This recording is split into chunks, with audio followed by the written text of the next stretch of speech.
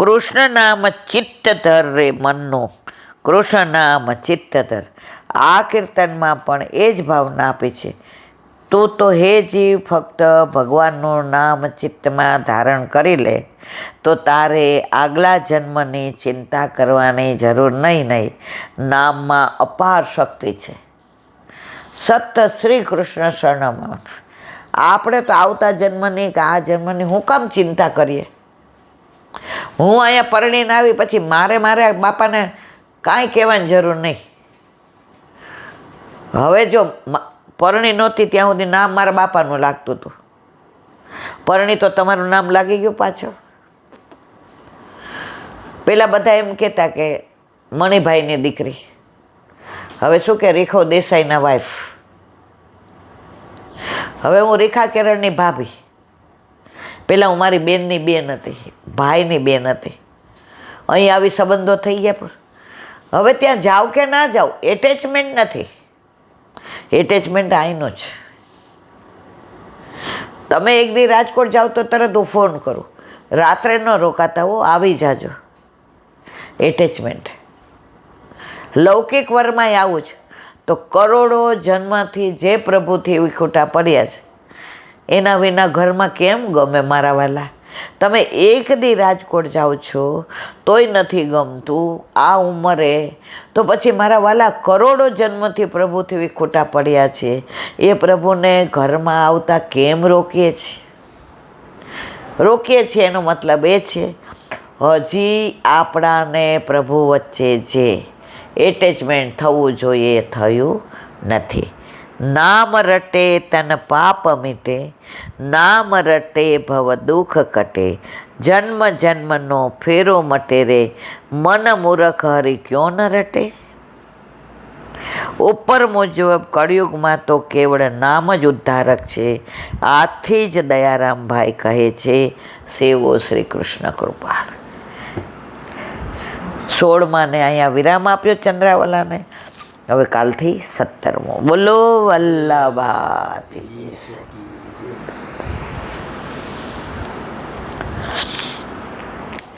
શ્રી વલ્લભાતી સખી. સુબોધિનીજીનું પાન વલ્લભ કરાવે તો થાય, આને સ્પર્શ કરવો આપણા બસની વાત નથી. નૂનમ વ્રત સ્નાન હોતા દિનેશ્વર, સમર્ચિતો હિ યશ ગૃહિત પાણીભિ, પિબંતી યા સખ્યધરામૃતમૃ, વ્રજશ્રિય સમુમુહુર્દ્વાસયા.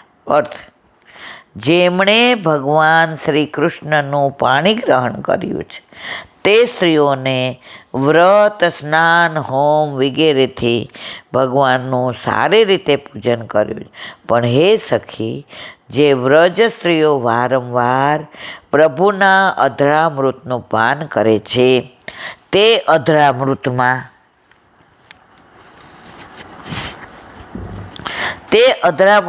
જ અંતકરણવાળી સ્ત્રીઓ સારી રીતે મોહ પામ્યા છે. સુબોધિની છે. સ્ત્રીઓ મર્યાદા અને પુષ્ટિના ભેદથી 2 પ્રકારની છે. આ શ્લોકમાં મર્યાદા પ્રકારની પત્નીઓનું નિરૂપણ કર્યું છે, કારણ કે વ્રત વગેરે સાધનોથી પ્રભુની પતિ તરીકે પ્રાપ્તિ થઈ. જે વ્રત તપ કરે એ મર્યાદા માનીએ. આપણે કાંઈ કરવું પડે છે? આપણે 11 ને 4 જયંતિ સિવાય આખા વર્ષમાં કશું જ કરતા નથી. ઘણા તો અધિક મહિનો આવે એટલે ધાયણા પાયણા અને એલા બેન આમ કરીએ ને કાંઈ પણ હું કામ. જેને ઘરે ઠાકોરજી નથી એને બધી લીલા હોય, આપણે શું? આપણે તો મસ્ત અધિક મહિનામાં રોજ નવી નવી સામગ્રી ધરાવો અને લ્યો.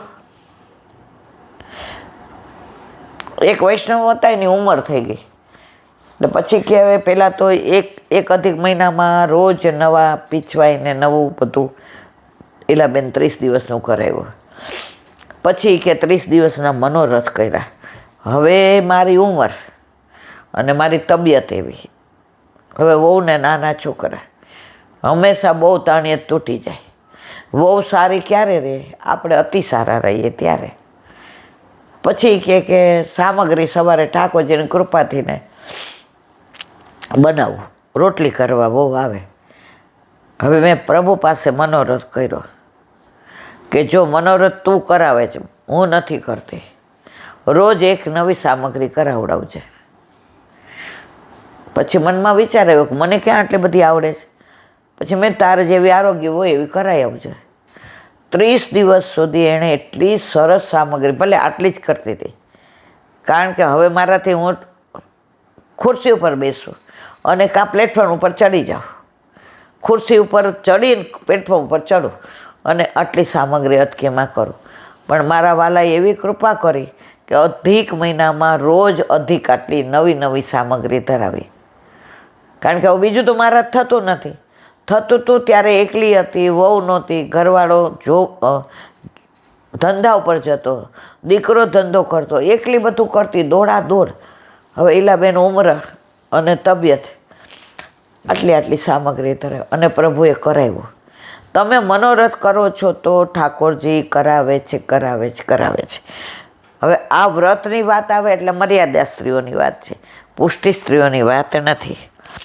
તે બંને પ્રકારની સ્ત્રીઓને જે દરેક પુરુષાર્થ નાશ કરનારું અસાધન હતું તે જ સર્વ પુરુષાર્થને સિદ્ધ કરનાર સાધન થયું. પ્રકાશકાર કહે છે અહીં સાધન એટલે ભગવાને એમનો હાથ ગ્રહણ કર્યો હતો. એટલે જેઓએ શ્રી કૃષ્ણનું, આપણે બધાએ પાણી ગ્રહણ ઠાકોરજી આપણું કર્યું જ છે. બ્રહ્મ સંબંધ લીધું ત્યારે આપણો હાથ વલ્લભે કોના હાથમાં દીધો? ગોવર્ધનનાથજીના હાથમાં. તો આપણે કોના થઈ ગયા? હવે આપણે કોઈ કહે કે અમારી યાર પરણો, તમારી યાર લગ્ન થયા પછી કોલેજના કોઈ છોકરા મને કહી શકે અને કે તો હું એને 2 લગાવ્યા વિનાની રહ્યું? તો આપણે ઠાકોરજીના થઈએ.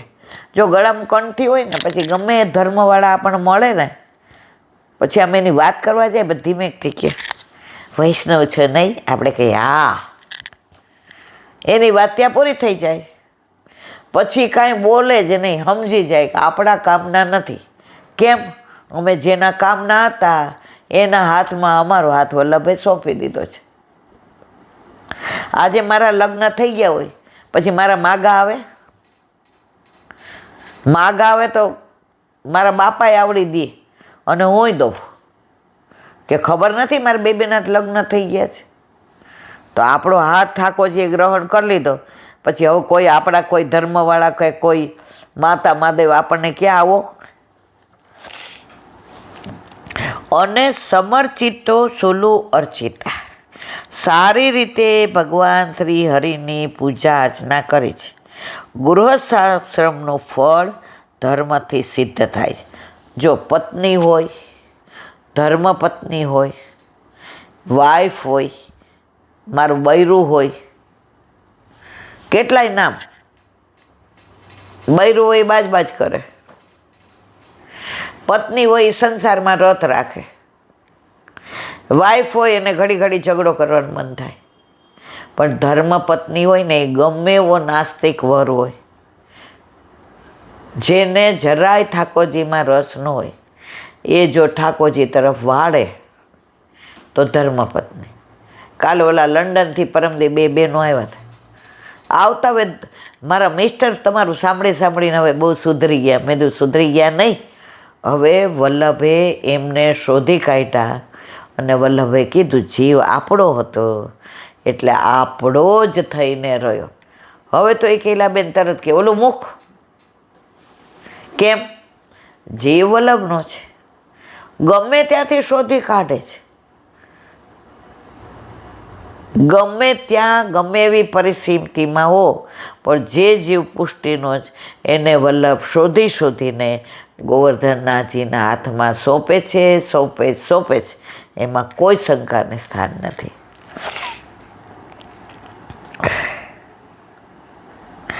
અને ભગવાન સંબંધી ફળ ભક્તિથી સિદ્ધિ થાય. અહીં તે બંને એક થયા છે. અહીં ગૃહસ્થાશ્રમના ધર્મનું પ્રારધમ્ય છે. કારણ કે ગોપીજનોએ ઈચ્છિત ભગવાનના અધરામૃતનું પાન તો ભગવાનની પત્નીઓને હંમેશા થાય છે.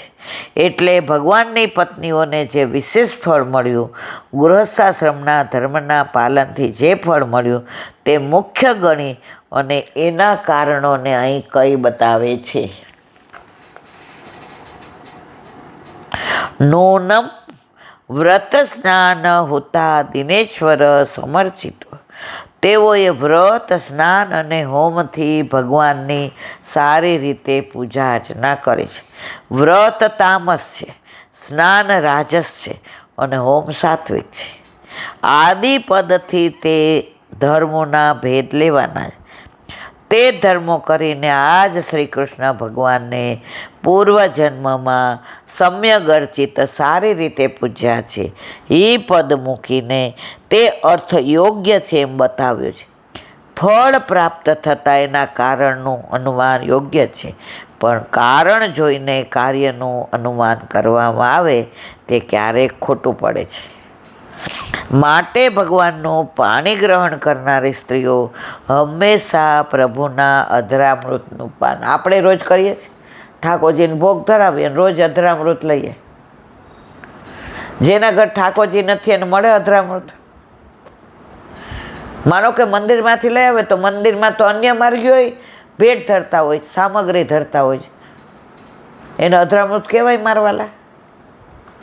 આપણે તો રોજ આપણી સત્તાનું જ ધરાવીએ. એક બેન કેસરની આટલી ડબ્બી મોટી લાવ્યા હતા. પછી મને કે હું અમેરિકાથી આવું છું. મેં જય શ્રી કૃષ્ણ મારવાલા. પછી બધા આઘા પાછા થયા ને એટલે આમ કરે મને, આમ આમ. મેં કીધું કેમ, શું છે? ધીમે બોલો, કોઈને કહીશ નહીં, આ રાખો, કાંઈ બોલતા નહીં. મેં શું છે? મને કે કેસર છે, ઠાકોરજી માટે લાવી છે. મેં તો એક મિનિટ. મેં તો તમે, હું એનાઉન્સ કરું છું ને કે અમે કોઈનું કશું લેતા નથી. મારા પ્રભુએ બહુ કૃપા કરી છે, હું કોઈને કહેવાની છે. મેં તમે લખી દો કે ઠાકોરજીને ખબર નહીં પડે. મને કે લે એને તો પડે જ ને. મેં કીધું હું એનાથી જ બીવ છું, હું દુનિયાથી નથી ડરતી. મને દુનિયાને કોઈ દી બીક જ નથી લાગતી. પણ પ્રભુને જે નથી ગમતું, વલ્લભે સિદ્ધાંતો આપ્યા છે કે તારા ઘરે કેસર નથી તો કાંઈ વાંધો નહીં, તું ખાલી ખાંડવાળું દૂધ ધર, પણ કોઈનું ધર નહીં. તો મેં કીધું મને તો ભગવદીઓએ વલ્લભપુરે શીખવાડ્યું છે કે અન્ય કોઈનું આપણાથી ધરાય નહીં. મેં તો આ ડબ્બો પાછો મૂકી દે. તમે મને નિરાશ કરી. મેં કીધું મારા વાલા, આજ પછી એવો વિચારે ન કરવો કે કોઈને છાનું મનું દેવું. તમે છાનું મનું દો, પણ આ તો જુએ છે. અને હું તો મારા ઠાકોરજીથી ડરું છું, મારા વલ્લભથી ડરું છું, હું દુનિયાથી નથી ડરતી. અને હું તો હજી કહું છું બધાને હાથ જોડીને કે કોઈ આરાધ્ય માટે ચોકલેટ નહીં લાવવાની. એનું કારણ છે તમે મળવા આવો છો ને મને ભેટો છો ને, એ મોટી ભેટ છે. આનાથી મોટી ભેટ મારે નથી જોઈતી. કારણ કે રોજ આટલા વૈષ્ણવ આવે અને ચોકલેટ લઈ આવે, મારે તો ઘર ભરાય છે. એટલે મારા વાલા અમે નિયમ જ લીધો છે, ઘરમાં કોઈનું કશું લેવું નહીં. હા, તમારા ઘરે ઠાકોરજીની સામગ્રી ધરેલી હોય સે ટૂંક મને લેવડાવ, હું ના નહીં પાડું. પણ મારા વાલા કોઈએ ક્યારેય કશું, અને કોઈને કહીશ નહીં તો વિચારવાનું જ નહીં. આપણો ઠાકોરજી તો સર્વજ્ઞ છે, બધું જાણે છે. એનાથી છાનું આપણાથી કશું થાય નહીં.